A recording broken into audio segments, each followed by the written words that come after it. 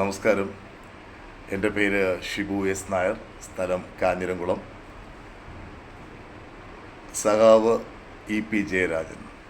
ഒരിക്കലും E P Jayarajan എന്ന ആളിനോട് ഒരിക്കലും നിങ്ങളുടെ പേരിൻ്റെ കൂടെ ഒരിക്കലും സഖാവെന്ന് ഒരിക്കലും വയ്ക്കരുത്. വെറും ഇ പി ജയരാജൻ. കാരണം ഇത് മനസ്സിലാക്കിയത് കൊണ്ടാണ് EMS നമ്പൂതിരിപ്പാട്, സഖാവ് EMS നമ്പൂതിരിപ്പാട് ആദ്യത്തെ മന്ത്രിസഭയിൽ 3 മാസം മന്ത്രിസഭയിലിരുന്നു. അന്ന് ആ സഖാവ് EMS നമ്പൂതിരിപ്പാടിന് മനസ്സിലായി എൻ്റെ കൂടെ ഇരിക്കുന്ന ഇവന്മാരെല്ലാം കള്ളന്മാരാണെന്ന് മനസ്സിലായി. അതുകൊണ്ടാണ് ആ മനുഷ്യൻ 3 മാസം കഴിഞ്ഞ് അയാൾ മുഖ്യമന്ത്രി സ്ഥാനം രാജിവെച്ചത്. കാരണം അദ്ദേഹത്തിന് മനസ്സിലായി, ഇനി ഞാൻ മുഖ്യമന്ത്രിയായിട്ടിരുന്നു കഴിഞ്ഞാൽ ഞാൻ അഴിമതിക്കാരനായി മാറുമെന്ന് EMS നമ്പൂതിരിപ്പാടിന് മനസ്സിലായി. അതുകൊണ്ട് എൻ്റെ ഇ പി ജയരാജനോട്, സർ, നിങ്ങൾ ഒരിക്കലും നിങ്ങളുടെ പേരിൻ്റെ കൂടെ സഖാവെന്ന് ഒരിക്കലും വയ്ക്കരുത്, വയ്ക്കാൻ പാടില്ല. കാരണം ഇനി കേരളത്തിലെ ജനങ്ങൾ നിങ്ങളെക്കുറിച്ച് ഇങ്ങനെയാണ് പറയുന്നത്. പാർട്ടിയിൽ നിന്നും ഫ്ലൈറ്റിൻ്റെ അകത്ത് മുഖ്യമന്ത്രി രക്ഷിക്കാൻ ശ്രമിക്കുന്നു കമ്മ്യൂണിസ്റ്റ് പാർട്ടിയുടെ നട്ടല്ലായ ഇ പി ജയരാജൻ എന്ന നിങ്ങളോട്. ഫ്ലൈറ്റിൻ്റെ അകത്ത് മുഖ്യമന്ത്രി രക്ഷിക്കാൻ എന്തെല്ലാം നിങ്ങൾ കാട്ടിക്കൂട്ടി, എന്തെല്ലാം കൺവീനർ, കമ്മ്യൂണിസ്റ്റ് പാർട്ടിയുടെ നട്ടല്ലെന്ന് പറഞ്ഞ ഇ പി ജയരാജ, സത്യത്തിൽ സഹതാപം തോന്നുകയാണ് നിങ്ങളോട്. കാരണം പാർട്ടിയിൽ നിന്നും ഇഷ്ടംപോലെ പണം സമ്പാദിച്ച് ഭാര്യയുടെയും മക്കളെയും പേരിൽ ഇഷ്ടംപോലെ ഉണ്ടാക്കി. പക്ഷെ നിങ്ങൾക്കൊരു ക്വാളിറ്റി ഇല്ല. അതാണ് ദൈവം തന്ന, നിങ്ങളുടെ മുമ്പിൽ ദൈവം തന്ന ഏറ്റവും വലിയ ശിക്ഷ. എന്നറിയാമോ? വയറേതെന്നറിയില്ല, മൂലമേതെന്നറിയില്ല നിനക്ക്.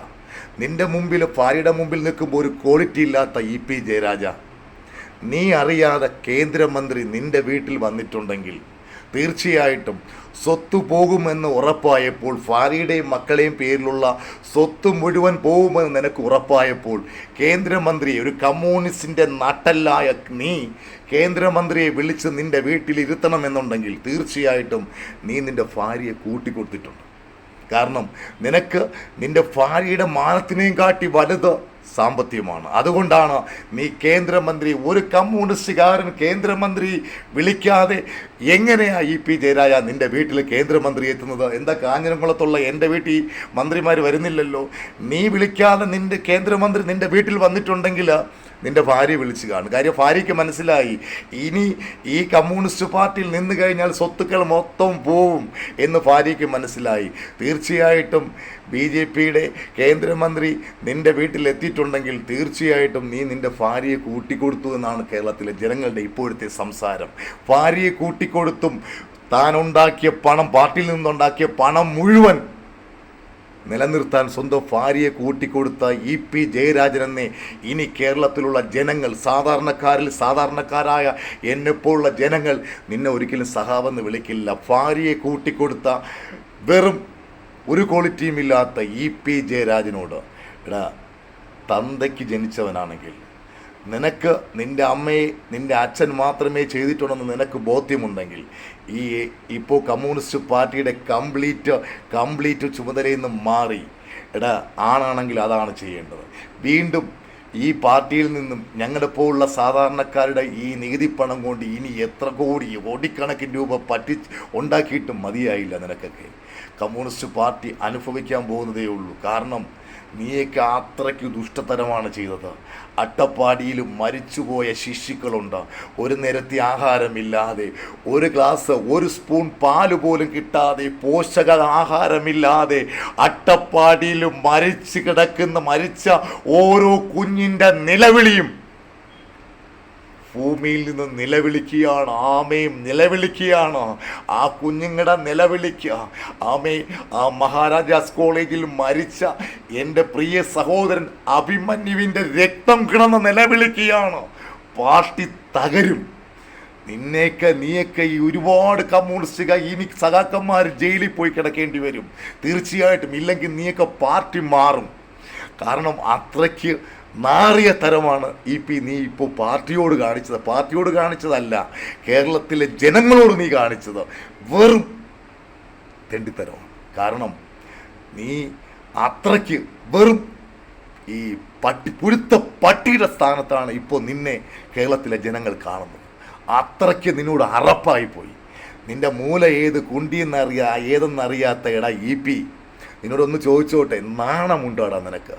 കമ്മ്യൂണിസ്റ്റ് പാർട്ടിയുടെ പേരിൽ, സഹാക്കന്മാരെ പേരിൽ, എടാ നീയൊക്കെ മരിച്ചുപോയ സഹാക്കന്മാരെ പേരിൽ ഇപ്പോഴും പണം പിരിക്കുന്നുണ്ട്. പക്ഷേ അവൻ്റെ കുടുംബം, ആ മരിച്ചവൻ്റെ ഭാര്യയും മക്കളും എങ്ങനെ കഴിയുന്നു എന്ന് എടാ ദുഷ്ട നീ നിങ്ങളൊക്കെ ചിന്തിക്കുന്നുണ്ടോടാ?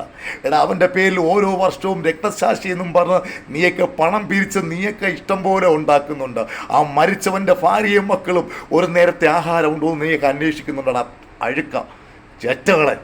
എടാ EP, ഇനി കേരളത്തിലെ ജനങ്ങൾ നിന്നെക്കുറിച്ച് പറയുന്നത് കൂട്ടിക്കൊടുപ്പുകാരനായ EP എന്നാണ്. ഒരിക്കലും മെനൈ സഹാവെന്ന് നിന്നെ വിളിക്കില്ല. കാരണം ഭാര്യയെ കൂട്ടിക്കൊടുത്ത കൂട്ടിക്കൊടുപ്പുകാരനായ EP ജയരാജനോട് നാണമില്ലെങ്കിൽ നാണമുണ്ടോടാ നിനക്ക്? പാർട്ടിയിൽ നിന്ന് ഇനിയും നീ എന്തിനാടാ ഈ പാർട്ടിയിൽ നിൽക്കുന്നത്? നാണമുണ്ടോ? സത്യം, നീ ഇനി കേരളത്തിൽ ചെല്ലുമ്പോൾ നിന്നെ ജനങ്ങൾ സ്വീകരിക്കുന്നത് കൂട്ടിക്കൊടുപ്പുകാരനായ EP ജയരാജൻ എന്നാണ്. ഇത്രയും പറഞ്ഞില്ലെങ്കിൽ എനിക്ക് സമാധാനം ഉണ്ടാവില്ല. കാരണം അത്രയ്ക്ക് ഇന്നും പാർട്ടിയെ സ്നേഹിക്കുന്ന, ഇന്നും പാർട്ടി ബഹുമാനിക്കുന്ന ഒരുപാട് കൂലിപ്പണിക്കാരന്മാർ, ഒരുപാട് തൊഴിലാളികൾക്ക് വേണ്ടി ഇത്രയും പറയണം EP നിൻ്റെ മുഖത്ത് നോക്കി. കൂട്ടിക്കൊടുപ്പുകാരനായ EP, പോടാ, പോയി തൂങ്ങിച്ചാവടാ. സ്വന്തം ഭാര്യ കേന്ദ്രമന്ത്രിക്ക് കൂട്ടിക്കൊടുത്ത EP ജയരാജൻ കേരളത്തിലെ ജനങ്ങൾ മുഴുവൻ നിൻ്റെ മുഖത്ത് നോക്കി തുപ്പുകയാണ്.